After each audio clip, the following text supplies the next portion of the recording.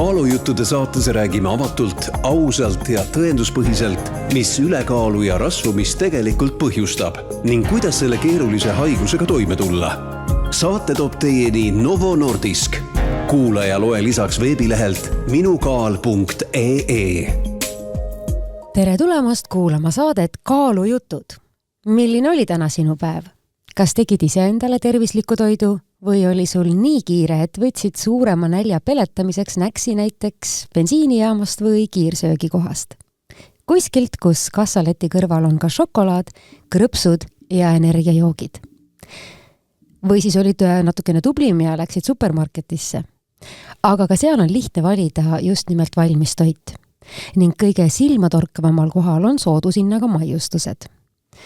Paljude jaoks ongi tavaline, et tööpäev möödub arvuti taga, liikumine piirdub autosõidu ja liftiga ning tervislikult toitumine on tagaplaanil.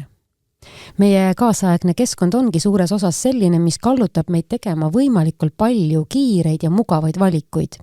Ja need valikud ei ole sageli tervislikud. Rahvatervise arstid ütlevad, et elame rasvumist soodustavas keskkonnas, kus ebatervislik valik on lihtne, odav ja nähtav. Samal ajal kui tervislik valik nõuab rohkem pingutust. Tänases saates räägimegi doktor Taavi Tillmanniga sellest, kuidas see süsteem toimib ja mida saab inimene teha, et oma tervist selles keskkonnas paremini kaitsta. Tere, Taavi! Tere! No alustuseks, et sa oled rahvatervise arst ja epidemioloog ning töötad Tartu Ülikoolis rahvatervishoiu kaasprofessorina. Aga mis sind üldse viis selle rahvatervise ja haiguste ennetamise temaatika juurde? Kui ma pärast kooli otsustasin ülikooli minna arstiks õppima, mul oli päris suur soov ja lootus, et tahaks inimesi terveks teha. Kellel on mure, valu, kaebus, tulevad minu juurde, kuulan ära, annan midagi ja siis nad saavad terveks. Ja vahet ja vahel tõesti arstid seda saavad ka teha. Aga oma töökogemuses, vähemalt Londonis arstina haiglates, tekkis tihti selline tunne, et patsiendid tulevad, natukene ma teen, heal juhul ma aeglustan nende terviseseisundi langumist madalamaks ja halvemaks, aga neid täitsa terveks teha oli väga raske ja vahepeal ka võimatu. Siis ma hakkasin mõtisklema ja kratsima kukalt, et kui ma selles lõppfaasis, kus juba inimene on haige, saan võrdlemisi vähe panustada, äkki läheks nagu varasemasesse faasi, enne kui inimene haigestub ja prooviks seal midagi muuta ja sekkuda juba enne, et ta haigeks ei jääks. Et tekkis selline kuidagi filosoofiline, eksistentsiaalne soov tegeleda ennetusega ja läksin siis spetsialiseeruma just nimelt rahvatervishoiu meditsiini kui eriala, kui residentuur, mis võib öelda siis on ennetusarstindus ja olen siis sisuliselt selle ala nagu paberitega arst ja tulin tagasi Eestisse elama, et võib-olla siis ainus selle ala paberitega arst Eestis. Aga kui niimoodi ainsa selle valdkonna paberitega arstina tulla, et kas siis on nii, et tööpõld on väga lai või on hoopis nii, et keegi ei saa päris täpselt aru, et mida sa siis ikkagi teed või et mis see sinu amploa on?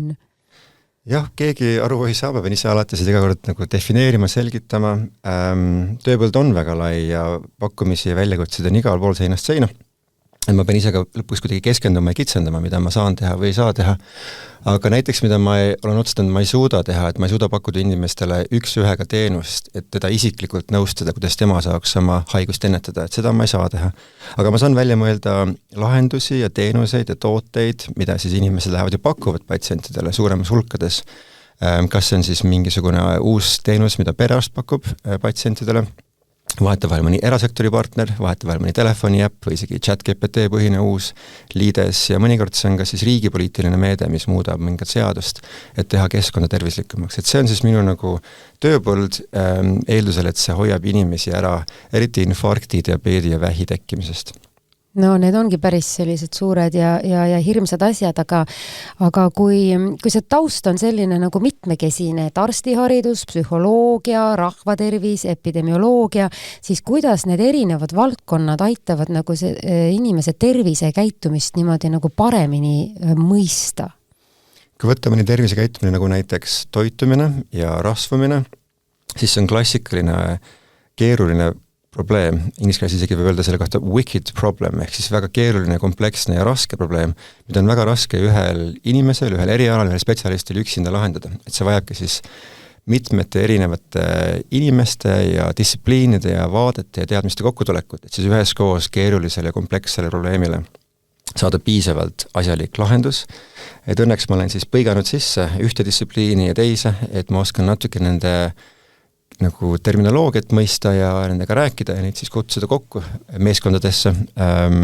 Aga ma usun küll, et näiteks toitumist ja rasvumist ei saa ainult ühest nurgast vaadata, peab eri vaatetest kokku tulema. No kas sellest Suurbritannia perioodist on midagi head nagu kaasa ka võtta, et mida võiks nagu meie ühiskonnas ka rakendada või mingisugust mõtteviisi või lähenemist, mis võiks meile nagu kasu tuua? Kui ma vaatan, mida Eestis ei ole, aga mida Suurbritannias on, siis näiteks kui mõni inimene on selgelt ülekaalus ja ta on motiveeritud oma kaalu kaotama, ta läheb perearstiga juttu rääkima, et mis ma teha saaksin, siis Suurbritannias juba on olemas tasuta kättesaadavalt Tervisekassa poolt rahastatud teenused, kus ta saab minna ja rääkida ja saada nõustamist, peamiselt toitumisnõustaja poolt, mis aitab tal siis toituda paremini ja kaalus alla võtta. Eestis sellised teenused on kahjuks selles arendamisel, aga pole veel riigi tasandil tasuta kättesaadaval. Teine dimensioon on see, et näiteks kui mõni laps satub vaatama kas tavateleviisorit või isegi sotsiaalmeedias saateid ja reklaame, siis Inglismaal ta ei tohi näha rämpstoidu reklaame, näiteks mida McDonald's ja Burger King väga edukalt lastele serveerib, aga Eestis need asjad on lubatud ja kahjuks ka väga sageli nähtud lastele. Et iga laps näeb, vist oli 1 või 2 minutit sellist sisu lõpuks päeva, siis on päris ohtlik kogu see infot, mis siis viib aju sellele mõttele, et tahaks aina rohkem purksi süüa. Ja kolmandaks, Inglismaal on tehtud väga edukaid ja tõhusaid rahalisi ja maksulaadseid sekkumisi, nagu näiteks suhkrujoogimaks, mida Inglismaa juurutas ja siis on selgelt näha, et inimesed ostavad vähem suhkrujooke, ostavad rohkem vett ja tootjad panevad vähem suhkrut oma toodetesse. Et see töötab ja toob ka raha riigile, et võiks ka Eestis selliseid asju rohkem kaaluda. Aga kuidas tundub, et kas Eestis on see ülekaalu teema ja rasvumine pigem nagu igaühe individuaalne probleem või hakatakse ikkagi seda nägema juba ka nagu ühiskondliku sellise murekohana? No inimesed on seinast seina. Mõned on oma ideoloogias veendunud, et riigi ja ühiskonna roll on väga väike, peaks olema minimaalne, et riik võiks nagu peaaegu ära kaduda ja anda inimestele väga palju vastutusruumi ja otsustamisõigust ja neid peaks siis rohkem harima ja motiveerima, tegemaks õigeid valikuid. Aga ma isiklikult näen, et selles vaates, mis on väga arusaadav mulle, siis kui ma ennast harin ja motiveerin, annan endale rohkem ressurssi ja teadmisi ja raha, siis ma lähen poodi ja ostan tervislikemaid asju. Aga paraku kõik inimesed ei ole nii mugavas olukorras. Ja mõnel inimesel sa võid küll öelda, et palun mine ja käitu tervislikumalt, osta tervislikumalt asju, aga ta sisuliselt pole seda aega, sest ta töötab võib-olla 10 tundi päevas ja ta tööpäev lõpeb mingil kellaajal, kus tervislikud valikud pole tema teekonnal töölt koju kuskil tee pealgi ja tema ainus lahendus on võib-olla siis mingi ööpitsakiosk, siis vahest pole palju seda räägid, kui tal pole nagu muid lahendusi, mida ta saaks otseselt kasutada, siis see ei aita kaasa, et seega ma usun, et tegelikult väga suur osa lahendusest on ka keskkonna muutmine ja keskkonna nagu võimaldamine ja võimestamine, mis võimaldab inimestel teha õigeid otsuseid, et peaks tegema mõlemad koos, natuke teavitust inimestele ja natukene ka keskkonna muutmist. Ja ma tajun, et Eestis on ka see arusaam nihkunud sarnaseks, et meil on nüüd enamik inimesi, kes seda usuvad, et ongi vaja mõlemat sorti lahendusi. No siin nagu mõtted lähevad inimestel vist nagu kaheks, et paljud arvavad, et rasvumine on üleüldse inimese tahtejõu ja iseloomu küsimus. Teised jällegi ütlevad, et jah, et meie tahtejõud ja iseloomud on väga erinevad, aga see rasvumist soodustav keskkond ei aita sellele nagu sugugi nagu kaasa. Et kuidas sulle tundub, et kuidas Eestis on selle rasvumist soodustava keskkonnaga, et mille poolest võiks olla asi parem?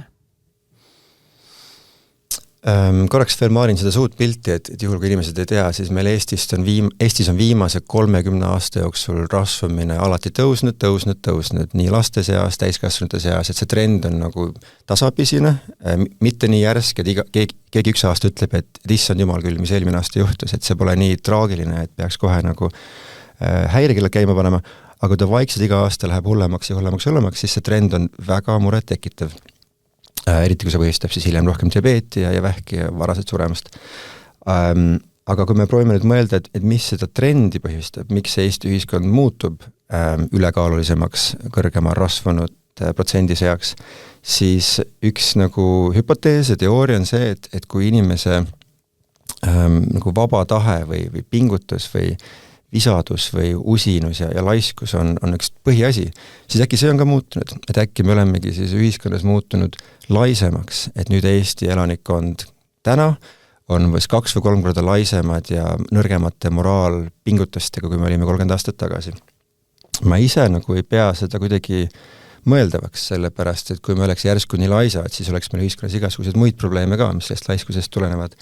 Et kummaline oleks väita, et meie nagu moraal, eetiline tugevus on kuidagi langunud mingisugusesse laiskusesse, et pigem ikkagi on selgelt näha, et mis on muutunud, on ostujõukus on tõusnud, super, kaup on muutunud teistsugusemaks ja ka inimese aja kasutamine on muutunud drastiliselt teistsugusemaks. No üks teine nagu väga huvitav ja seotud fenomen on see, et õnneks meil on soorollide erinevus muutunud nagu sarnasemaks või soorollid on muutunud natuke nagu üksteisele sarnasemaks, kui nad vanasti olid. Et kui vanasti, kas või 20 aastat tagasi, oli selgelt näha uuringutest, kus inimesed rääkisid, kuidas nad oma aega kasutavad, et naised Eestis veetsid rohkem aega sisuliselt kodus köögis süüa tehes ja see on nüüd vähenenud, mida saab ühelt poolt kiita, sellepärast, et on tekkinud rohkem lisaaega ja vaba aega juurde. Üllatul, kui meil väga palju sest vaba aega on nihkunud trenni tegemise peale, siis mis on tekkinud, on nagu nüüd uus nõudlus, et kuidas seda toitu nagu saada lauale. Ja natukene on ka mehed hakanud kodus rohkem kokkama, aga mitte piisavalt seda üle kompenseerida. Et siis nagu leitud uus aeg trenni tegemiseks peab tulema millegi arvelt ja paraku üks lahendus on see, et toituda kiiremini, ehk siis süüa rohkem töödeldud toitu, mis on eelnevalt valmis tehtud või restorane või volte ja polte.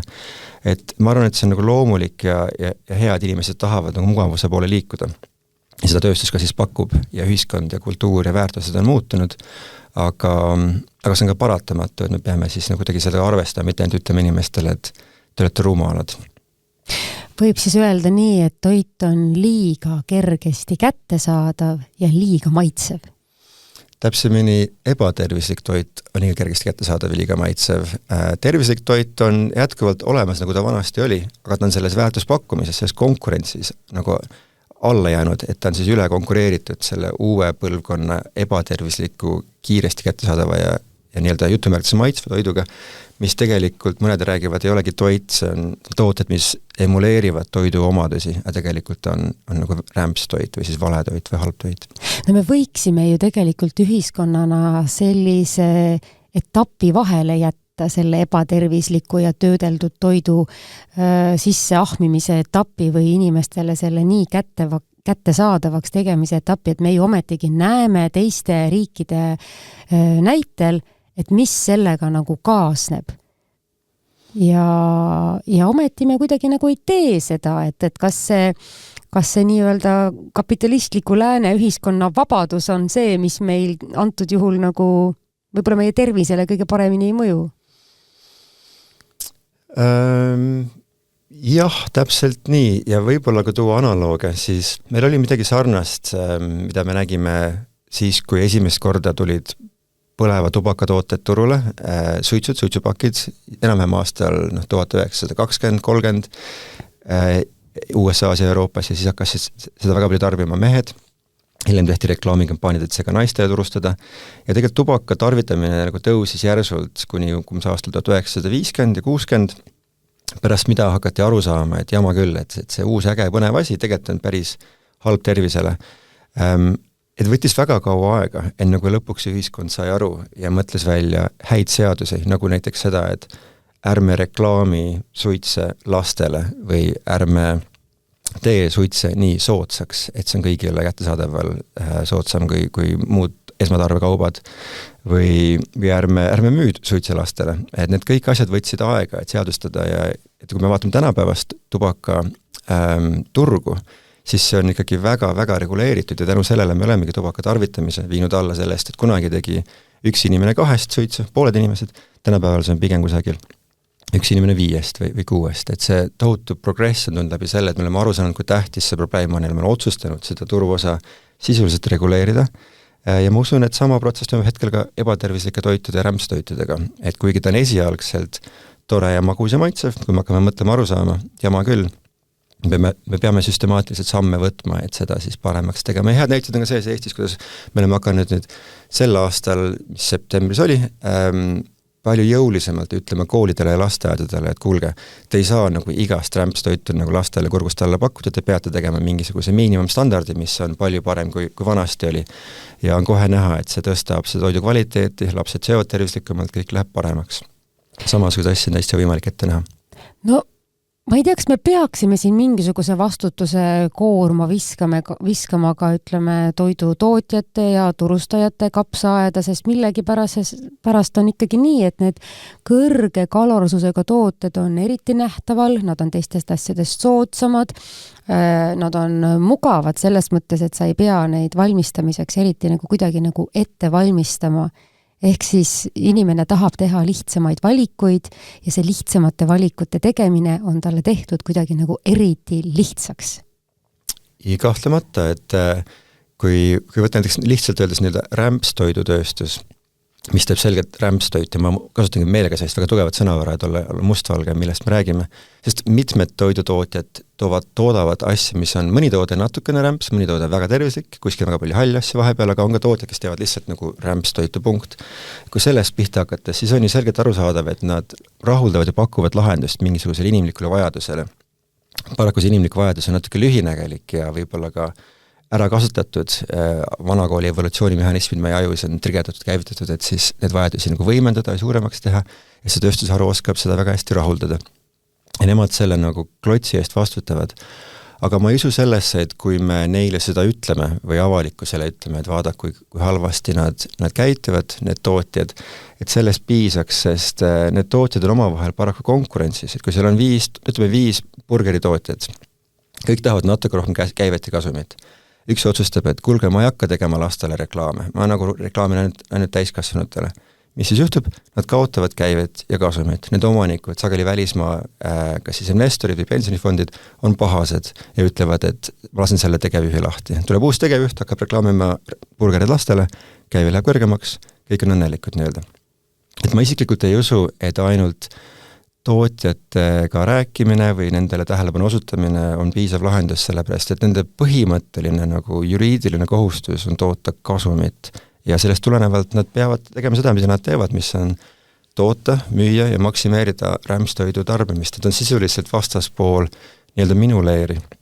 Mina tahan rämpstoidu tootmist ja tarbimist vähendada, nemad tahavad suurendada. Aga lepime kokku, et me oleme eri eesmärkidega ja me ei pea nagu konsensust otsima, lihtsalt lepime kokku, et me oleme kasvõi vastased, kui vaja. Ja seega mina pigem viin tähelepanu nendele inimestele, kes saavad seda turgu reguleerida, ehk ametnikud ja poliitikud, kes kuuluvad valija ja tarbija häält. Et see on see koht, kus saab tegelikult asju muuta ja seda ma tahan ka esile kutsuda. No ametnikel ja poliitikutel on ju ka, eks ole, igal õhtul mingisugune toit lauas ja nendel on ka kodus lapsed, kelle võib-olla toitumise pärast nad võiksid muretseda, aga mulle kohati nagu tundub, et meie ühiskonnas peetakse seda probleemi selliseks nagu kõrvalteemaks või et see, kuidas me sööme, et see on pigem nagu iga ühe enda asi, iga pere enda asi, ise tead, kui ennast haigeks sööd, paras sulle, sa ei ole endaga tegelenud, siis tegele tagajärgedega, et kuidagi nagu me jätame selle nagu kas üksikisiku õlgadele või siis nagu perekonna õlgadele, aga see on päris raske koorem.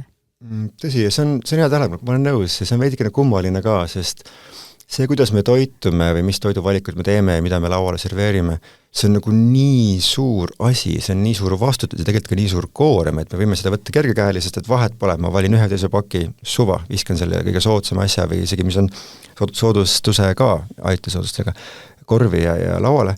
Tegelikult sellest tulenevalt tagajärjed on nagu nii olulised ja suured ja tähtsad.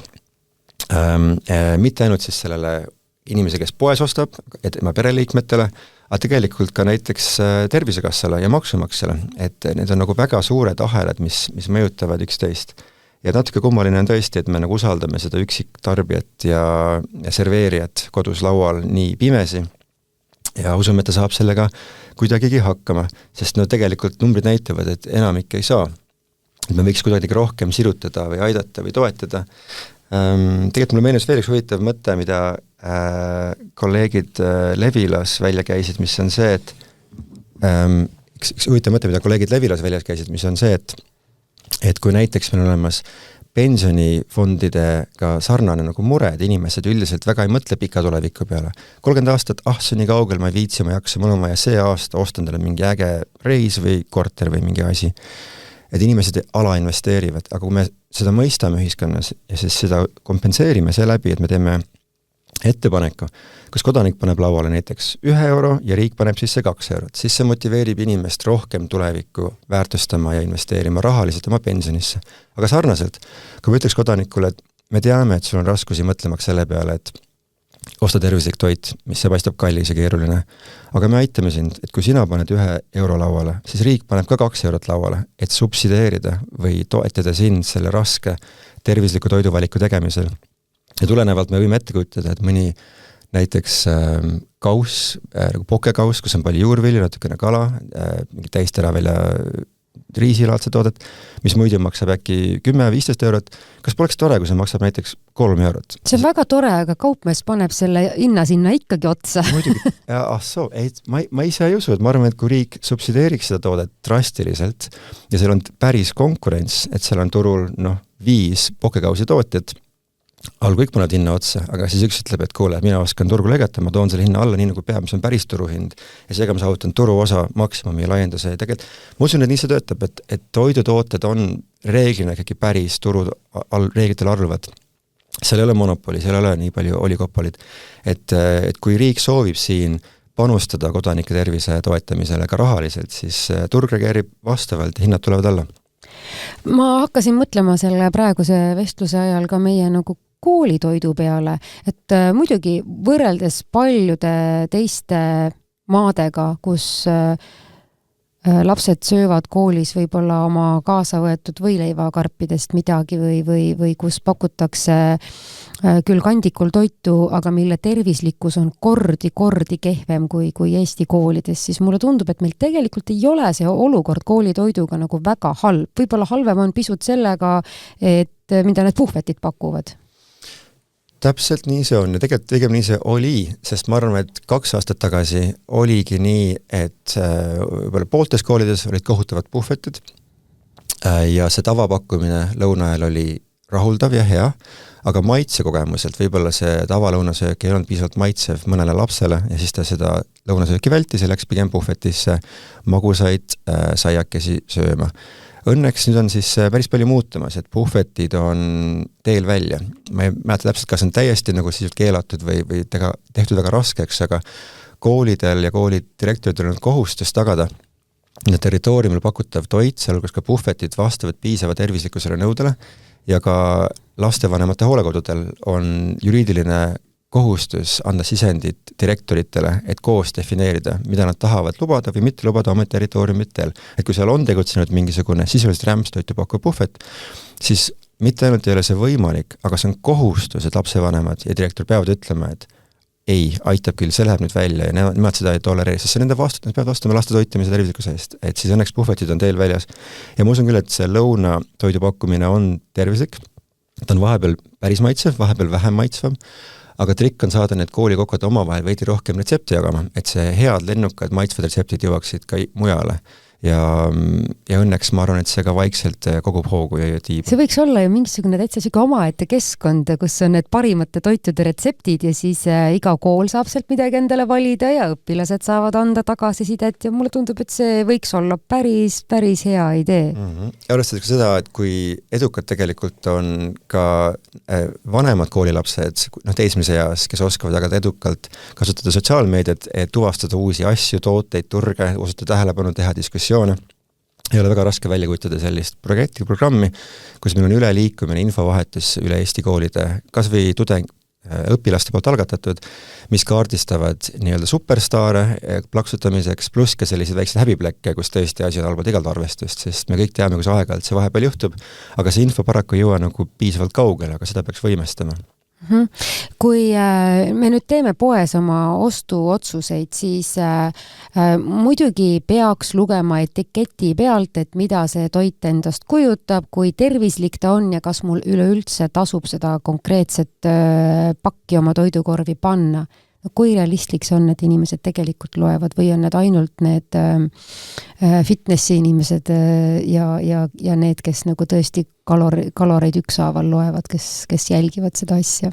Tead, praegu on väga huvitav etapp, sest ühelt poolt enamik inimesi tahavad lugeda, see on kuskil 56-70% inimesed tahavad nagu ikkagi rohkem infot saada ja kasutada ja lugeda, aga paraku see protsent, kes reaalselt kasutavad, on väike protsent, et meil on nagu suur soov ja vajadus, aga väike võimekus infot kasutada. Ja vahepeal see on puht sellepärast, et tekst on nii väike, et ei näe. Mina ei näe näiteks, ma päriselt ei näe ja isegi kui ma näen, ma ei saa alati aru, mis asi see on, mis siin on kirjutatud. Või see on kuskil ümmarguse paki peal, kuskil külje peal, et sa pead nagu vaatama, kas on siis see läti, mingi sals või et see ei ole üldse lihtne, kui sa tahad lõpuks midagi aru saada, sa pead päris palju kadalippe ületama, et seda infot oma aiu kätte saada. Ja tegelikult selle kohta on alguses ka väga palju olnud sellist heatahtlike eneseregulatsiooni soovitusi, et tootjad peaksid eristama ühe värvibloki eesti keeles, teise värvibloki läti keeles, sisult keegi seda eriti ei juuruta kahjuks. Ja me oleme näinud, et tootjad paraku ei viitsi või soovi seda heatahtlikult eneseregulatsiooni nagu teostada ja mõned riigid on aidanud tootjad kaasa, et siis teha asjad, mis on väga ohtlikud ja halvad, nagu punast värvi, näiteks kui mõnel tootel on palju soola, värvime selle koha punaseks, kui mõni asi on väga hea, paneme selle roheliseks, et see oleks ka nagu samm õiges suunas, et teha seda info nägemist veelgi kiiremaks ja lihtsamaks. Kokkuvõttes ju võikski olla igal tootepakil selline valgusfoori märk peal ja põleb siis see tuli, et kui tervislik ta on, aga seda kaklust, mis eelneb sellele, et kuidas see värv sinna valgusfoori nagu tekib või kes seda otsustab või kuidas selle valiku ikkagi saab paika. Tõsi, et kui alustaks sellisest lihtsast tasemest, kus on võib-olla seal tagapakil peal üks tabel, kus on võib-olla 7 rida, iga rida on kas siis punane või roheline, lõpuks on seal 3 rohelist ja 4 punast, see on ikkagi samm õiges suunas, praegu see pisikesel kirjal mida keegi ei näe, aga kui sul on infomüra 7 erineva värvilise dimensiooniga, siis lõpuks jookseb ühe kokku. Et trikk on kasutada ära mingisugust lihtsustust, mis teeb sellest 7 värvist ühe värvi. Iga lihtsustamisega tekivad ka agad, sest vahetevahel see lihtsustamine ei lähe väga täppi. Aga hea uudis on see, et kui teadlased on siin 20 aastat aretanud sellist lihtsustust, mille nimi on Nutri-Score, mis toob need 7 dimensiooni, vabandust, isegi vist 8-9-10 dimensiooni kokku ühte numbrisse, siis see on nii lihtne ja mugav, et lõpuks sa saad aru, et see toode on põhimõtteliselt natuke tervislikum kui toode ja see aitab kaasa. Ta harva paneb ka puusse, peab tunnistama, et ta ei ole perfektne, sest iga lihtsustus on vahepeal ka konarlik, aga kui meil on küsida, et kas me lihtsustame ja teeme midagigi nähtavaks, mis on peamiselt pihtasi vahepeal puusse, või me seda üldse ei tee, siis meil on tegelikult väga head katsed, kus me need randomiseeritud katsetest, kus pooled inimesed saavad seda uut värvi Nutri-Scoret ja pooled ei saa, näevad seda vanat asja, see efekt nagu tarbimisel on niivõrd suur, et inimesed tõesti, kuidas pärast Nutri-Score nägemist hakkavad nagu kordades tervislikumalt toituma, keskmine kaloraaž kohe langeb ööpäevaselt, rassumine langeb, et see on nagu drastiliselt suured mõjud, mis on nii kasulikud, et arusaadavalt mitmed rämpstoidud tootjad on nagu hakkavad lobistama. No täpselt, ja siis nad on arusaadavalt väga mures ja see on alati hea märk, mina mõtlen, et kui minu nagu rahvatervise vaenlane või vastane hakkab nagu meedias rääkima, et oi, see mõte talle ei meeldi, siis ma mõtlen, et jess, me oleme õigel teel ja sest kui talle peaks see meeldima, siis arvatavasti see on nii kasutu ja mõttetu, et ei ole mõtet sellest rääkida, aga kui rämpstoidu tootja on väga mingisuguse meetme vastu, siis see on hea märk, et järelikult me oleme õigel teel. Ja alati tasub korraks läbi lugeda ja kuulata, mida nad seal nagu arutlevad ja pakuvad. Aga kui ma olen ise neid argumente lugenud, siis minu hinnangul tihtipeale tegemist on sisutühjade argumentidega ja vahetevahel ka natuke sellise valelike manipulatiivsete mõtetega, aga see on osa tavapärasest ühiskonnadebatist, et meil ongi vaja nagu arvamusi seinast seina, aga ma isiklikult usun, et Nutri-Score on jube hea ja ma väga loodan ja soovin ja tegelikult kes tean, et mitmed Eesti poliitikud juba on astumaks julgeid sammu, et seda päris kiiresti Eestis lubada, kui tootja tahab seda vabatahtlikult oma sildile panna. See ei kohusta mitte ühelgi McDonaldsil või mitte ühelgi valmistoidul seda peale panema, aga vabatahtlikult, kui on mingi tore toode, ta tahab seda peale panna, no andke selle Eesti tootjale õigus seda rohelist silti peale panna. Kuidas see asi võiks nagu mõjutada toidutootjate käitumist, et ütleme, et kui need Nutri-Score märgistused tulevad, et kas võiks mõjutada tootjad ka näiteks, ma ei tea, lisama tootesse vähem suhkrut või teha teda nagu muidu tervislikumaks, sest et see on üpris loogiline, et kui tervisliku toidu valimine teha inimese jaoks lihtsaks, siis ta ka pigem valib selle tervisliku toidu, sest et on ju tore, kui sul on korv täis ainult häid asju.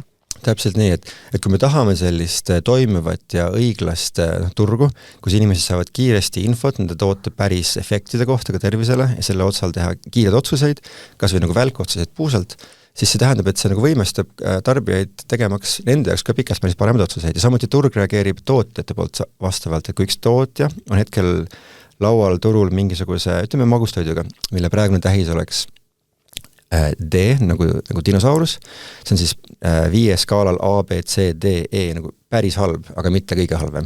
Nagu külmkapi energiamärgistus. Täpselt samasugune, et A on nagu super hea ja E on väga halb. Et kui ta praegu on mingi magustoiduga valmis saanud, mille päris kleeps oleks D, aga ta pole veel selle Nutri-Score nagu paketi kasutaja, ja ta mõtleb välja, et kui ta langetab oma suhkrut siit nii, et see enam ei ole näiteks 8 grammi 100 kohta, vaid see on nüüd 7 grammi 100 kohta. Ja ta just juhtub siin selle noatera piiri peale, et läbi selle väikse pisikese suhkrulangetuse tema toode on pärast suhkrulangetust nüüd mitte enam D, vaid hoopis C kategooria nagu cat, siis ma arvan küll, et ta teeb selle asi ära, sest see on nii väike pisikene nagu magususe kadu ja ta saab palju rohkem turustust ja müüki läbi selle kategooria nihutamise, et üldiselt tootjad reageerivad ja teevad oma tooteid siis tervislikumaks. Seda tuleks tegelikult ju teha enne, kui lapsed saavad nagu selle rasvase ja magusa sõltuvuse endas välja arendada, et kui vanemad ei ole veel jõudnud neile neid asju anda või kui vanemad on piisavalt teadlikud ja ei ole neid asju andnud. Mul tuleb meelde, kui mu lapsed olid väikesed, siis me ei pakkunud neile kodus rämpstoitu üldse. Nad olid sellised lasteaiaealised ja ükskord me olime autoga sõidus ja meil ei olnud muud varianti ja me läksime kiirsöögi kohast läbi ja tulemuseks oli see, et mõlemad lapsed oksendasid pärast söömist, ehk siis, et nende organism ei olnudki sellise asjaga nagu üldse harjunud. Ma pean ütlema, et hiljem harjus see organism päris hästi ja nad sõid edukalt rämpstoitu, aga see esimene kokkupuude oli nende keha jaoks tegelikult ikkagi nagu ehmatus. Ehk siis, kui sa oled juba sellega harjunud, siis su keha enam ei ütle, et see on halb, eks ole. Täpselt nii see on. Ja mul on hea meel, et mõned väga püüdlikud ja tublid ja pädevad lapsevanemad saavad tõesti viia oma lapsed nii ebatavalisse tervislikku teekonda, kus nende keha kogeb pigem valdavalt tervislikke tooteid, maitseid, omadusi, molekuule, et see on ju super uudis. Tore lugu oleks see, kui see oleks nagu norm, et enamik Eesti lapsed oksendavad pärast oma esimese rämpstoidu burgeri söömist, paraku see ei ole norm, et paraku see on väga harva juhtuv edulugu.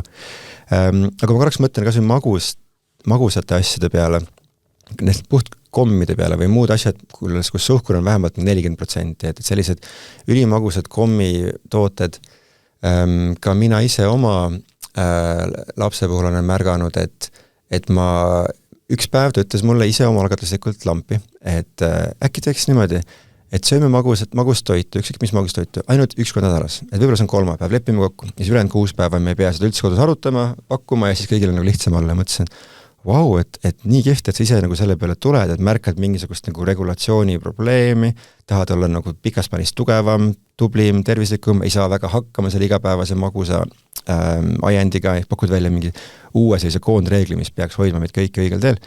Ja see oli super ja töötas päris hästi, aga siis nii raske on see, et on nii palju teisi kohti, kuhu ta läheb, kus on nii palju magusat ja seda pakutakse ette ja taha.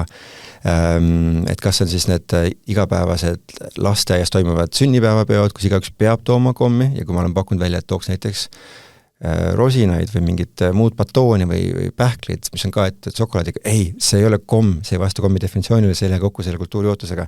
Või üldse väga palju tähistamised, vanasti olid meil seotud alkoholi tähistamisega, šampanjaklaasid ja veinid, mis vahepeal ikka on, vahepeal hakka nagu väiksed välja. Aga šokolaad? Šokolaad on ka nagu tore asi, millega tegelikult tähistada. Või panna pingerite siis, ma arvan tähistada selliste üli madala kvaliteedi suhkru toodetega, mis on suhkrutükk pluss natuke mingid maitseainet või keemiat. See on ikkagi päris jube kultuur. Aga vastukaaluks võiks tõesti mõelda, et me natuke investeerime ja ostame vahete vahel selle piikese koguse tumedat šokolaadi, kus on palju tumeda šokolaadi võib-olla siis ka häid asju, aga võrdlemisi vähe suhkrut. Et see pole täitsa tore asi, millega tähistada, küll ma tean, et see on natukene kallim, et võib-olla peaks siis nügigema turgu selliselt, et tume šokolaad oleks soodsam ja siis selline rämpstoidukomm, mis on puhas suhkur ja keemia oleks kallim, aga see on kummaline, et me nagu kasutame nii palju suhkrut oma tähistamises, kuigi me teame, et see on nii ohtlik, eriti veel lastele, kellel pole seda enesekontrolli mehhanismi maas arendatud, et me usume, mitmed inimesed usuvad, eriti natukene ka võib-olla varem põlvkond, et laps ju tahab kommi, et milline pats on, kui me lapsele kommi ei paku, et kuidas sa saad olla südametu, et pakume kommi, pakume jäätist, ta ju tahab, et kuidas sa saad ei öelda. Aga mina just mõtlen, et kuidas sa saad olla nii südametu, et sa lihtsalt annad talle mingi ohtliku molekuli kätte, mida ta ei vaja ega taha, ega küsi, ega soovi ja viite nagu sellise sõltuvuse teel. See on nagu umbes sama, et viiks talle heroiini. Ma just tahtsin öelda, et nagu laps ju tahab heroiini, anname ta natukene heroiini, see on pisikene doos, aga see on nii nagu vastutustundetu ja nii ohtlik ja ma ei tea, miks me seda oleme normaliseerinud, aga isiklikult oma väikses tutvusringkonnas, kui me saame teha väiksed mulje, kus me lepime kokku mõninga üksika naabri, sõbra, sugulasega, et teeme midagi muud, tähistame kas tumeda šokolaadiga või harvemini või nädalas korra. Ma arvan, et on head väiksed kultuurimullid, mida me peaksime levitama. Oma töös oled sa ka terviseandmete kasutamisega tegelenud, et kas mingisugune andmeanalüüs annab ka nagu sellist nagu tõeliselt kasulikku infot, mis aitaks ennetada näiteks niisugust haigusi, mis on seotud ülekaaluga või rasvumisega või et on sul abi olnud sellest andmeanalüüsist kuidagi? No vaikus vist ei ole. Lühidalt vastata, me kasutame väga põnevaid üleriigilisi suurandmeid kõikide eestlaste terviseisundite kohta, vahepeal ka muud seotud registrid, sotsiaalandmete kohta, üks uuring, mida me alustasime ka Big Heart, mida võib guugeldada, aga üldiselt me kasutame neid suurandmeid selleks, et ennustada, kellel tulevikus tekib mingisugune haigus nagu infarkt või vähk või diabeet. No diabeet on vägagi kaaluga seotud iseenesest. Vägagi, aga kui me oleme juba seda signaali märganud, et inimesel on 10 aasta pärast diabeedirisk suur, siis üldiselt me siis hilisemas faasis pakume talle personaalseid teenuseid, vahetevahel ravimeid, vahetevahel võiks kaaluda ka seda, et me pakume talle toitumisnõustamisteenust, mida on raske pakkuda, aga äkki me saaks. Aga sageli nende andmete analüüsis ja haiguse ennustamise loos me jõuame natuke hilisemasesse faasi või vanusesse, kus me räägime pigem inimestest, kes on juba vanuses kuskil 50+, ja neil on vaja andmeid kasutada ja ennustada ja asju muuta. Aga kui me räägime üle-eestilisest toitumiskäitumisest ja kultuurist ja kaalust, siis ma usun, et me peaks tegema ka asju inimestele, kes pole veel selles vanuses. Ehk vanus 0-50, mis me saame seal teha, et inimesi tervislikuma toitumise poole nügida ja toetada ja võimestada ja seal paraku Eesti suurandmed nii palju väärtust meile veel ei ole andnud, sellepärast et esiteks arstid ei küsi inimeste käest, palju sa kaalud, palju sa eelmine aasta kaalusid, need andmed ei ole seal olemas, need andmed on privaatsed andmed. Ja teiseks, ma kasutan teisi andmeid, ma kasutan infot uuringutest ja katsetest, mis on tehtud tihtipeale teistes riikides, kus on öeldud ette näiteks, et Skandinaavias äge uuring, et sul on 30 kooli, 15 kooli saavad tasuta juurvilja ja puuvilja, tasuta 1 puuvilja päevas. 15 kooli ei saa. Ja nad mõõdavad mitu aastat, kuidas lastel läheb siis toitumine ja kaal ja me näeme väga selgelt, et et see üks tasuta puuvili päevas toob kaalu alla ja see on nii hea. Et ma kasutan sellised uuringute andmeid, aga ma Eesti andmeid olen kasutanud vähem. Aga oled sa selle kohta ka teinud mingisuguseid järeldusi enda jaoks, et kuidas Eesti inimestel võiks olla seotud näiteks kaal ja vaimne tervis, et me oleme siin rääkinud kaalust ja füüsilisest tervisest või on mujal selle kohta tehtud selliseid uuringuid, mida nagu tasub nagu meilgi tähele panna? See on väga tugevalt seotud mõlemat pidi, et inimeste, kellel on alguses vaimse tervise raskused ja väljakutsed, neil on kalduvus ka siis nagu reageerida ja halvasti süüa või olla nagu oma ajadimensioonil keskendunud lühiajalistele ärevust maandavatele rahustitele, vahetevahel ka siis suhkur või rämpstoit, mis korraks selle tunde paremaks teeb, aga paraku siis tekib spiraal, et toitumine on halb, kaal on halb, vaimne tervis on halb ja see läheb hullemaks ja hullemaks ja hullemaks, et need 3 asja üksteist pigem nagu viivad vahepeal nagu suluseisus, tupikteesse, aga ka sekkumised aitavad üksteist, et kui võtta siis inimene, kes on selles spiraalis ja talle pakkuda näiteks toitumise sekkumist, seejärel on vaimse tervise dimensioonid paremad. Teistpidi, kui võtta see inimene ja talle pakkuda vaimse tervise sekkumist, ta võib pärast paremini toituda. Et see on nagu halb spiraal, aga hea uudis on see, et kõik sekkumised on legitiimsed, aitavad üksteist ka. aga eestlastel võib-olla kipub olema selline asi, et et me töötame väga palju ja väsimust ja stressi on väga palju ja üks kiire väsimuse ja stressi näiline leevendaja on tegelikult kiirtoit. Nii see on. Eriti kui aega on vähe. Et siis võib-olla ka üks suur lahendus on mõelda selle peale, kuidas aega juurde leida, tekitada. Kas meil on kalduvus ületöötamise poole ja kas see on vajalik, sest ma tean väga paljusid inimesi, kes, kui neil oleks võimalik öelda oma tööandjale, et ma tahaksin töötada 5% vähem, kas sa lubaksid? Ja kui tööandja ütleks jah, siis ma olen kindel, et neil oleks nagu vaimne tervis palju parem, toitumine palju parem, ka nende perekonnal oleks paremad igasugused dimensioonid, aga sageli kas see töötaja ei julge küsida või siis see tööandja ei taha öelda jah või meil on kollektiivselt mingisugune kummaline ületöötamise kultuur, mis on natuke läinud ikkagi käest ära, sest kui vaadata ringi, meil on seda baasjõukust ja raha ja võimekust, et öelda, et meil on nagu piisavalt, aga siiski me tahame nagu midagi natuke rohkemat.